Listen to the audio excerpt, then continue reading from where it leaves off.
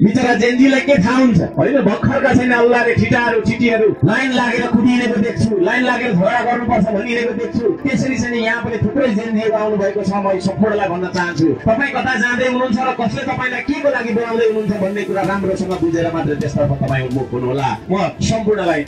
विनम्रताका साथ अनुरोध गर्न चाहन्छु युवा शक्तिलाई नै हामीले राजनीतिक गुन्डा बनाइसकेपछि उसलाई झगडा गर्न तर्फ उसलाई भ्रष्टाचार कमिसनतर्फ हामीले चाहिँ जोडाइसकेपछि यो देशको भविष्य राम्रो हुन्छ वर्तमान राम्रो हुन्छ भनेर हामीले कल्पना गर्न सक्दैनौँ त्यसो भएको कारणले आदरणीय दाजुभाइ दिदीबहिनीहरू आदरणीय युवाहरू आदरणीय जेनजीहरू म भन्न चाहन्छु हामीले युवालाई दुरुपयोग गर्न छोडौँ र युवा मित्रहरूलाई पनि भन्न चाहन्छु हामी कता जाँदैछौँ कसले हामीलाई के भनेर भुलाइरहेको छ र के भनेर हामीलाई परिचालन गरिरहेको छ भन्ने कुरामा तपाईँहरू अब सचेत बन्नुपर्छ र सहीको पक्षमा मात्रै तपाईँहरू चाहिँ सही बाटोमा मात्रै जोडिनुपर्छ त्यस बाटोमा मात्रै तपाईँ हिँड्नुपर्छ म त्यो भन्न चाहन्छु युवाको दुरुपयोग नहोस् खबरदारी गर्नुपर्छ हामी सबैजनाले युवा शक्तिलाई हामी श्रममा जोड्न चाहन्छौँ उत्पादन र निर्माणमा जोड्न चाहन्छौँ आदरणीय दाजुभाइ दिदीबहिनीहरू युवालाई जेनजीलाई दुरुपयोग गरेर विभिन्न खालका तपाईँको चाहिँ हत्कण्डा मचाउने मान्छेहरू पनि छन् यहाँ